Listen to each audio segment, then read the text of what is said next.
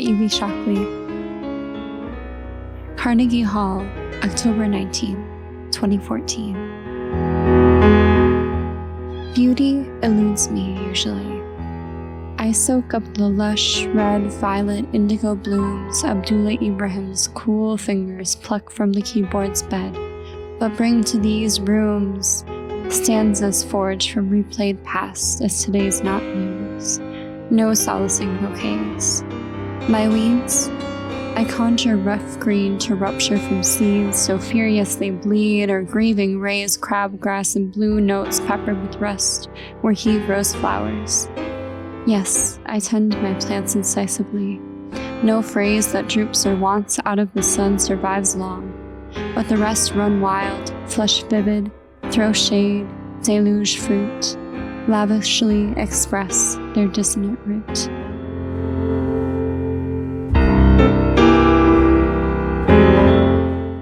Evie Shockley's poem Senzo opens not with a traditional poetic line, but an epigraphic set direction, an assertion of a place and time that the poem presumably begins in. This immediate focalization towards setting places the reader within the architecture of the poetic moment before encountering any narrative meaning on the page. The space is conjured. We sit in Carnegie Hall, its walls built in gilded glory by William Tuthill in Manhattan, padded by the pockets of Andrew Carnegie himself, gilded, head to toe, in gold-tinted steel that coolly shrouds the bloodshed of the transatlantic empire. We sit here in the middle of autumn, the last of the harvest ready for reaping. Notably, we sit here with the speaker, listening to South African jazz pianist Abdullah Ibrahim perform his album Senzo at the Ubuntu Music and Arts of South Africa Festival in 2014, as his cool fingers pluck from the keyboard's bed a collection of lush red, violet indigo blooms. And I sit here in front of this podcast microphone talking to you, dear readers. Welcome to the first episode of Postscript, a podcast coming to you from the notesapp journal. As you've already heard, this episode of P.S. Have you read this poem? Is all about Senzo, a poem by the highly celebrated critic poet Evie Shockley. Shockley teaches African American literature and creative writing at Rutgers University, New Brunswick, and she is a twice-published poet with her books The New Black and A Half-Read Sea, and a celebrated literary critic, known notably by her critical work, Renegade Poetics, Black Aesthetics and Formal Innovation in African American Poetry, which we'll talk about a little later in this episode. What a beautiful poem. Its orality is soft and musical, but its measures are varied. Some phrases are very short, and others meander across line breaks, and when read out loud, the performer runs out of breath and has to quickly gasp before finishing the phrase. Though it is not simply its beauty I wanted to bring Senzo to you all today, it is part of the intrigue, and as I'll hopefully show, part of the poem's politics. Beauty brings copies of itself into being. It makes us take photographs of it, draw it, describe it to other people. Elaine Scarry evokes Wittgenstein to describe this phenomenon, taking childbirth as the human pinnacle of the link between beauty and reproduction. She says, "He speaks not only about beautiful visual events prompting motions in the hand, but elsewhere about heard music that later prompts a ghostly sub-anatomical event in his teeth and gums. So too, an act of touch may reproduce itself as an acoustical event, or even an abstract idea, the way whenever Augustine touches something smooth, he begins to think of music and of God." And in this poem, Evie Shockley is engaging in a kind of overt reproduction herself. She hears Ibrahim perform his album, and she decides she must write about it. She must recreate. Out of his flowers, she must conjure weeds. It is in this conjuring, this continual community making and renegotiating that we turn to today. At every turn, this poem confounds linear meanings, eschews fixed subjectivities, and dismantles the hierarchy of the I. But why? Why enact a poetic politic of distributed agency and attention? Why invoke the name of another artist in your own work? What is powerful about not claiming complete sovereignty over your own subjectivity? We'll tackle this problem in 3 sections.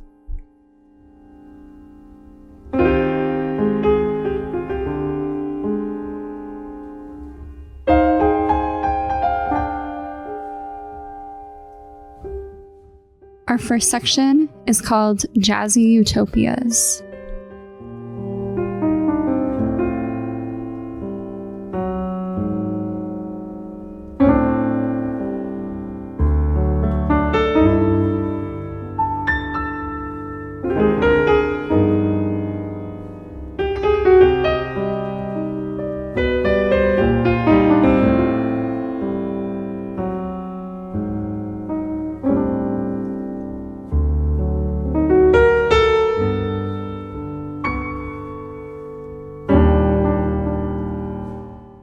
Abdullah Ibrahim is well known in international jazz circles as a South African composer who came to prominence in the 1960s and 70s and bore a new style, combining a recognizably South African flavor into an American genre influenced by Duke Ellington and Thelonious Monk.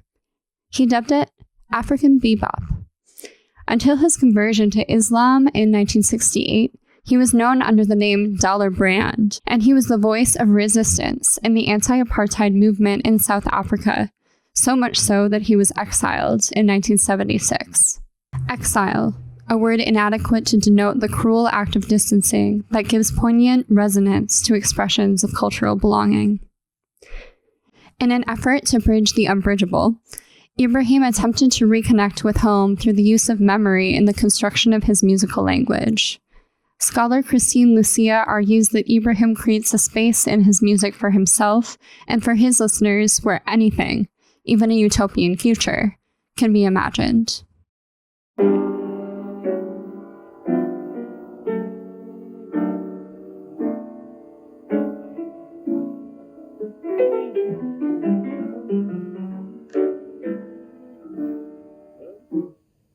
Now, Miyamoto Musashi said, "Under the sword lifted high, there is hell to make you tremble. But go ahead anyway, and you will find bliss." See, I mean, there's somebody standing with the sword, with the sword high. He's facing you with the sword. Right?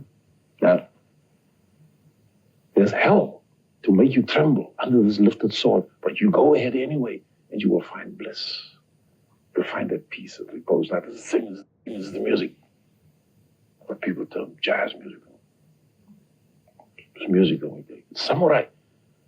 Because, and that's why you find very, very few people want to get involved in this music. Because it means putting your life online.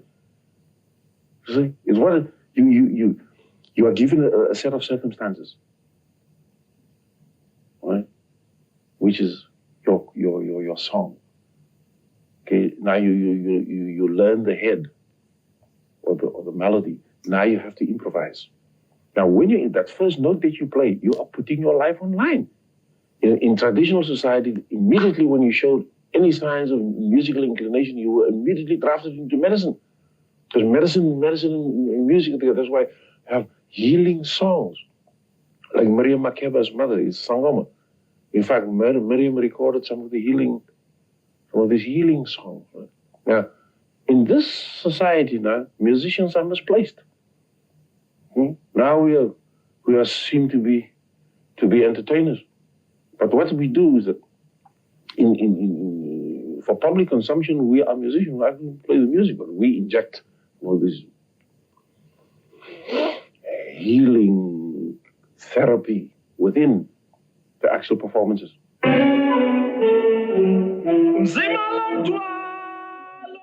Lucia's argument center is the concept that all music operates within the sphere of memory. Compositional unfolding is itself embedded in time, and most styles of composition sounds remember themselves at various points. Think about a refrain or a reprise in a musical, or in this case, improvisation in jazz. Interestingly, Ibrahim's tunes echo or remember popular South African musical chords as it references American bebop rhythm, already playing in 2 musical voices. But it's in its reception that this multivocality compounds. When he played in Cape Town, listeners identified with his music as part of their cultural history. He strums a string of their cultural tapestry. But it was the Americanness of the music which made it different. And the opposite was true after Ibrahim was exiled to the jazz clubs of Europe and North America. His African roots made his music identifiably different. Anywhere he went, something of the music of the other place was recognized. An international interconnectedness, whose power depended on shared associations among listeners from very different backgrounds. And it did so through evoking the power of memory. Traditionally, everything was remembered, comments Ibrahim in an interview. The notebook has messed up our memory. What I do is more like crystallizing an experience. It's like a seed growing in the dark. This fractured interconnectedness of personal memory was familiar to many who lived through exile. The acute dislocation of place and identity begets a need for an imagined past, not in national history, but in personal memory. The present becomes a suspended sentence, and the past becomes a discourse too often lost to the abyss. And since they cannot be remembered, they must be narrated. Music is one such narration, and Ibrahim creates a temporal space full of contemplative pauses and lingering notes to give the listener a sense of identification with place that is dependent not on the place itself, but on time, since music is a durational art, and listening to music allows time and space to collapse in on themselves, transporting the listener out of the chair and into the lyric time of the notes. In Walking in the City, Miquel de Certeau reads the city of Manhattan as a text, figuring the buildings as sites that have been lived in, filled with the presence of absences. He imbues space with memory, saying, "Every site is haunted by countless ghosts that lurk there in silence, to be evoked or not. Such ghosts neither speak nor see. A kind of knowing has fallen silent. In any palimpsestic site, subjectivity is already articulated on the absence that structures it like existence, and the fact of being there. Here, the knowing are ever present, haunting spaces in their knowing. According to de Certeau, then, sites are imbued with knowledge, always swimming in silent gossamer truth, but it is only those searching for the truth that sing."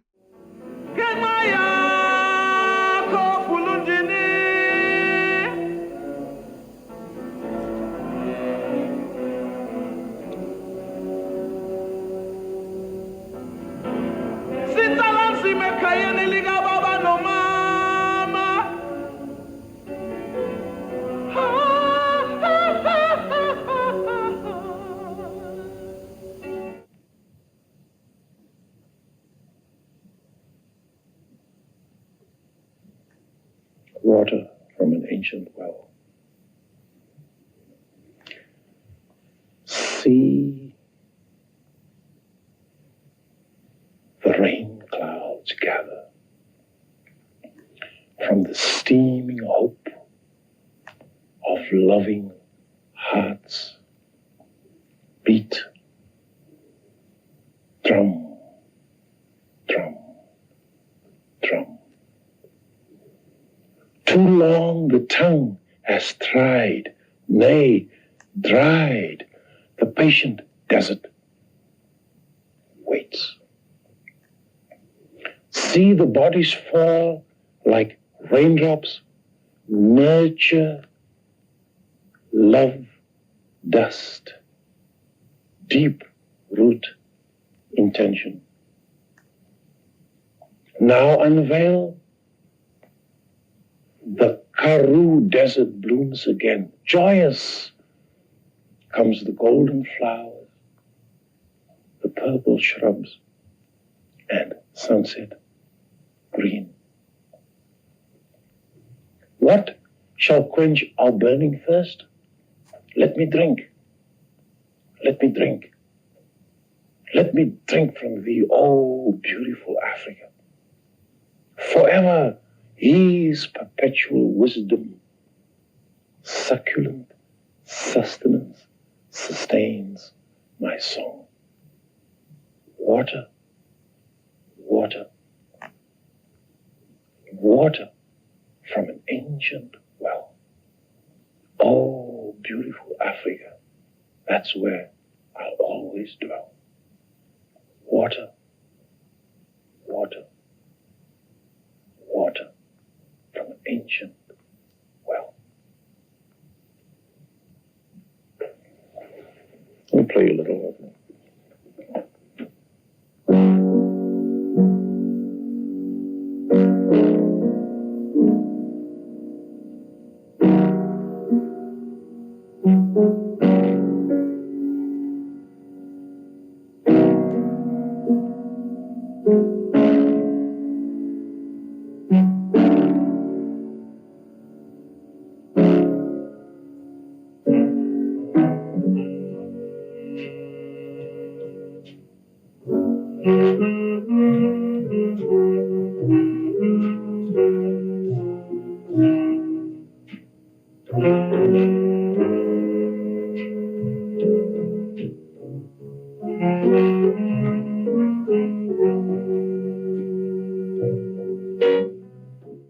Like Ibrahim, Shockley's narrator is trapped in a hostile architecture, one that is not her own, but thrust upon her by nature of her nation.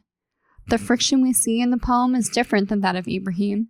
His music serves to open spaces, to give access to moods and memories that seemingly had been completely lost. Where Shockley's verse seeks to dismantle structures that seek to obscure realities of ancestral knowledge. This poem dramatizes the dissonance of being emplaced in a history that is not your own, and attempting, invoking Audre Lorde, to dismantle the master's house by manipulating the master's tools. Instead of being subservient to these linguistic tools, Shockley stacks them on top of one another, working within and around linguistic conventions to showcase new paths of rebellious creation that, even when butting up against the systems imposed upon them, can play around with them. Senzo is imbued with a plurality of voices, both in the etymology of its words and its play with sentencing, confounding linear fixed meaning in order to forge new, wild, and vivid paths of expression. Our second section is called Invoking Ancestors, Gardening and Subject Curation.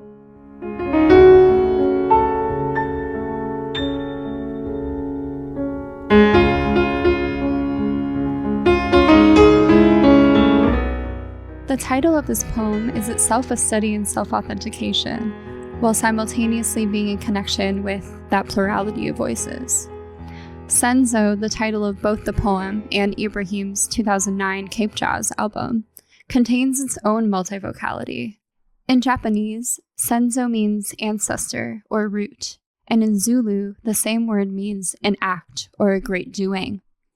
Immediately, these mirrored ideas of acting, which is oriented to the future, and ancestry, which is oriented to the past, are placed on top of each other, collapsing the experience of temporality and asserting that every action is always already informed by a root. In other words, the anchorage of agency is made up by one's ancestors. In naming her artistic creation in this multivocality, Shockley immediately dismantles the authority of the poet-speaker as individual, mapping the poetic act within a lineage of roots and ancestry. Descerteau's silent ghosts rumble here, ready to be evoked. There is an assertion, even in the title itself, that they must be called upon in order to have any truthful act in a given space. When I speak about a plurality of voices, or the poem's multivocality, I follow Evie Shockley's own definition, defining multivocality as, quote, the extent to which a work of art's language, tone, diction, form, and other stylistic choices generate the effect of multiplicity in a single speaker's voice or create space for a number of different speakers, an effect that runs counter to or around the predominant expectation for lyric poems that function as internally consistent first-person utterances. Multivocality is about interrogating the fixicity of the self. Can we ever speak without the voices of our ancestors, our community, harmonizing with our words? There is a long Western history of philosophic thought that yearns for this to be true. for the self-actualizing subject to exist in an objective plane. Philosophers such as Descartes, who famously coined, "I think, therefore I am," codified a view of the self as disembodied, sovereign, and separate from the world, qualities that aligned with the colonial mindset of domination over other peoples and lands. Within colonial systems, Black, Indigenous, and non-European individuals were denied subjectivity and reduced to the status of objects or property, justifying enslavement, dispossession, and violence. The Western I was thus constructed in opposition to the racialized other, whose humanity was systematically erased. This connection between individual subjectivity, colonialism, and racism persists in the structures of language, art, and power, where the dominant I continues to signal authority and mastery, while an alternate view of the self, like the collective, diasporic, and destabilized subject that Shockley is pointing us to, pose a challenge to his exclusionary history. Another interesting connection to anti-individualism is the poem's rejection of capitalization. Capitalization usually signals important words, the beginnings of sentences, proper nouns, is nowhere to be found in senzo, which relegates all of its words on the same authoritative plane. No word is visually first by nature of its own form. The only way to tell when a sentence ends is by the period attached to its last word. There is no signal to gesture to a beginning. Is Shockley suggesting a renegotiation of beginnings? A hint that nothing can be begun, only continued? Heritage again sings out here as the impetus for creation, but by its own nature, it has already existed throughout time, and therefore cannot be begun in the sense that we usually think about beginnings. Shockley's lowercase I also refuses to participate in a hierarchy where the poetic speaker dominates the text. Instead, her refusal to capitalize the I aligns her speaker with histories of collective resistance and survival. This strategy recalls poets like Lucille Clifton, whose lowercase subjectivity honors humility and collective identity, and Sonia Sanchez, whose radical formal experimentation resists linguistic and cultural containment. By rejecting the colonizer's language as fixed and authoritative, Shockley's lowercase I becomes a tool of resistance, one that destabilizes conventional subjectivity and amplifies alternate voices. In senzo, the lowercase I also signals a collective identity that draws upon diasporic histories and ancestral voices specifically. Shockley's speaker does not claim to create on her own. Rather, she conjures, quote, rough green from inherited seeds. The speaker metaphorizes artistic creation in the poem as gardening.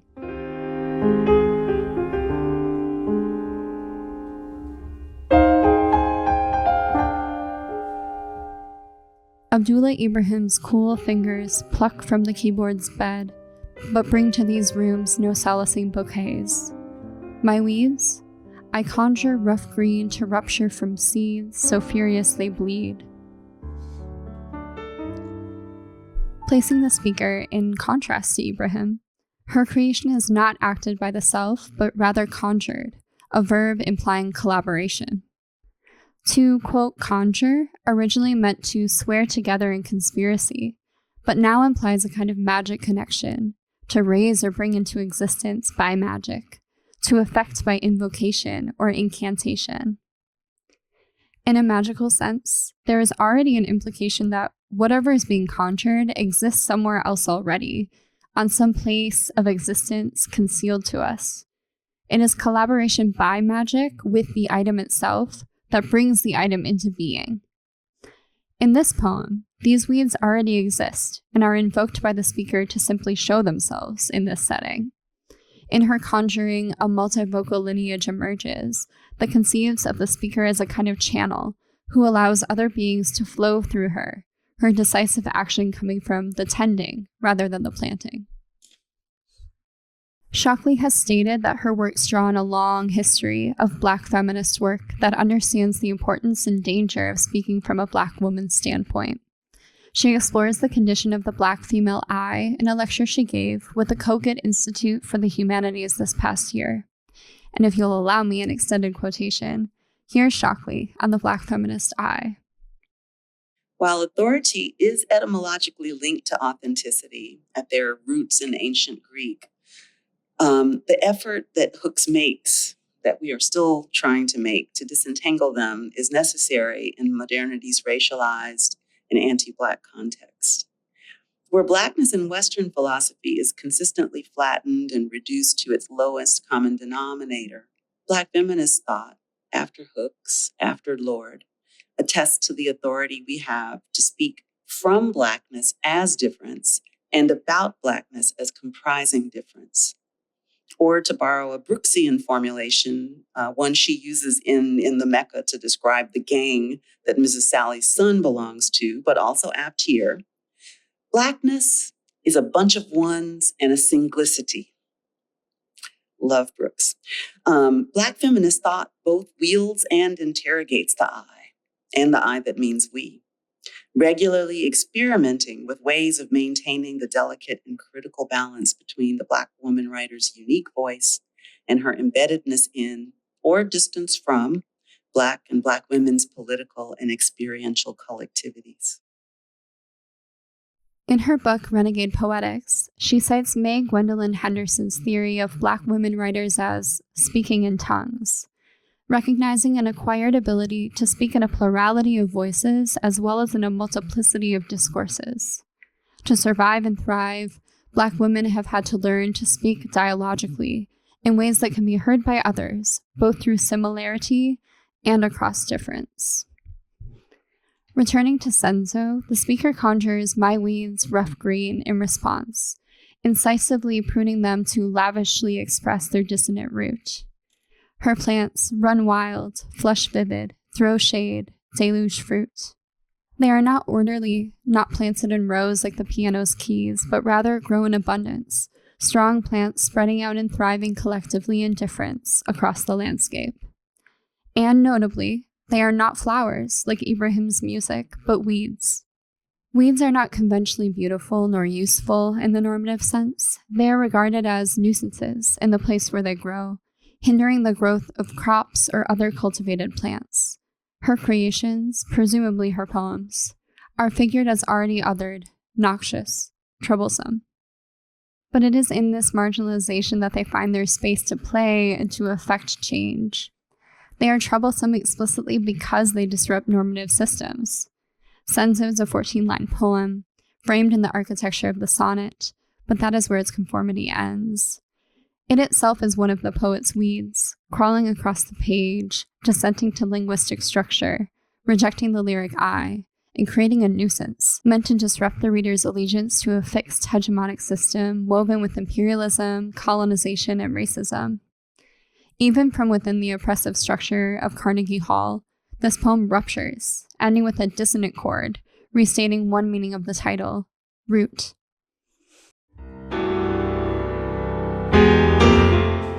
The poem becomes a churning circle, always alluding to future events, future poems, future eyes that will dissent, but always already referencing their predecessors, their ancestors, their dissonant roots.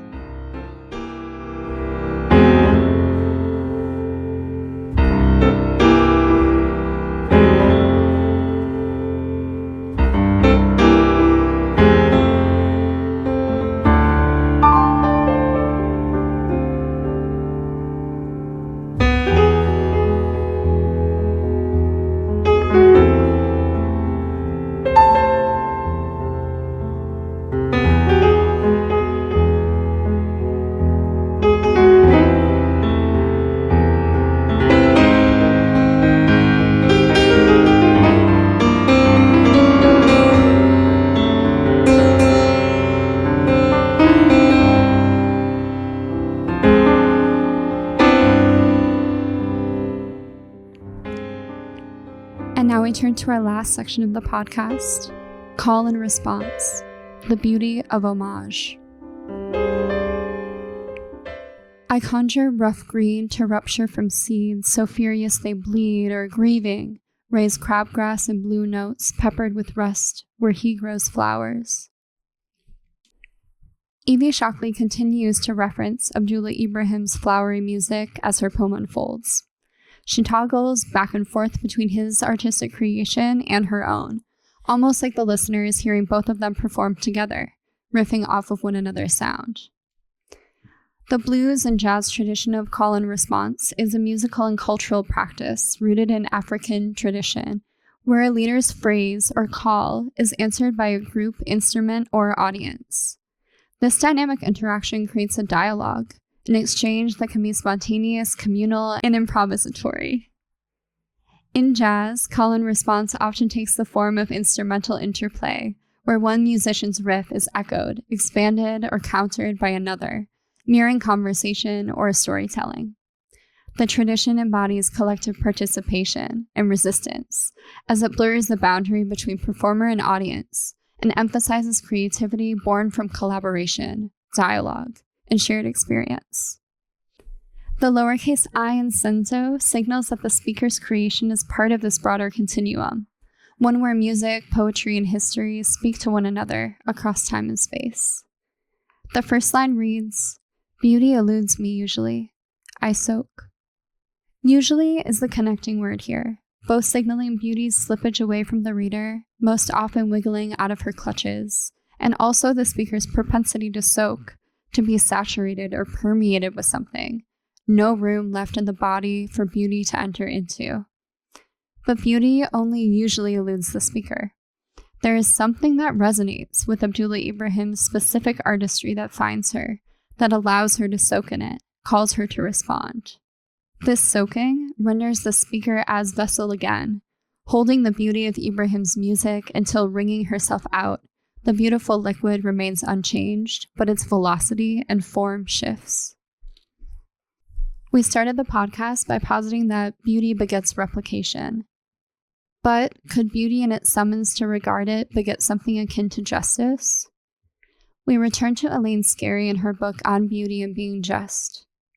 Scarry asserts that not only does beauty pressure towards the distributional, that when we perceive one thing as beautiful and regard it as such, we are more likely to see things around it as beautiful, and therefore extend our stewardship hand to protect it. But more importantly, Scarry explains how in the act of regarding beauty, we undergo what she calls a radical decentering. It requires us to give up our imaginary position at the center, a transformation that takes place at the very root of our sensibility, in our immediate reception of sense impressions and psychological impressions. This is a deeply somatic account. What happens when we perceive beauty happens in our bodies.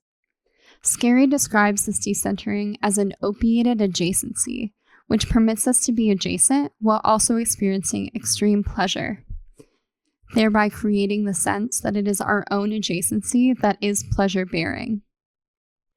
There's a transference here, from pleasure at beauty to pleasure at capaciousness, at a more ethical relation with others once the self is decentered from the protagonist spot in our stories.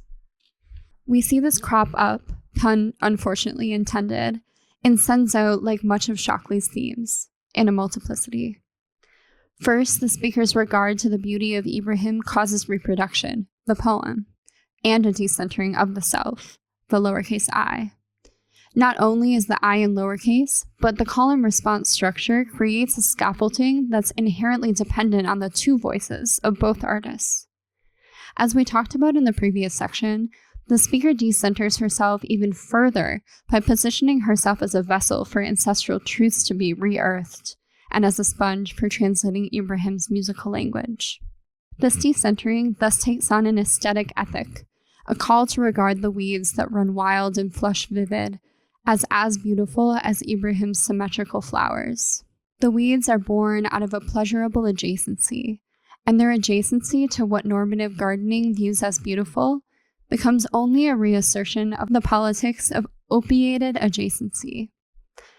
These weeds should be deemed beautiful too then, and thus should be protected within the safety of the garden, meticulously pruned and tended, given constant care by the poet gardener and the listener.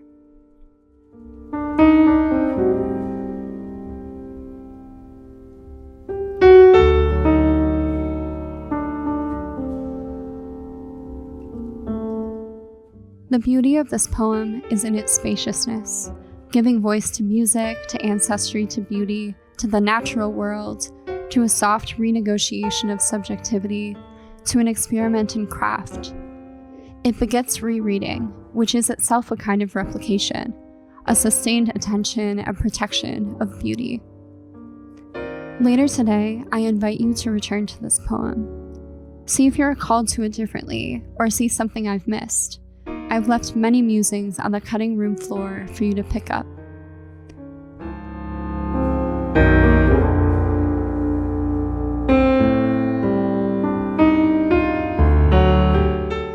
Thank you all for listening, and I'm looking forward to hearing what you think of my thoughts, of the poem, of jazz and poetics in the comments section below. See you next time. And PPS, now you've read this poem.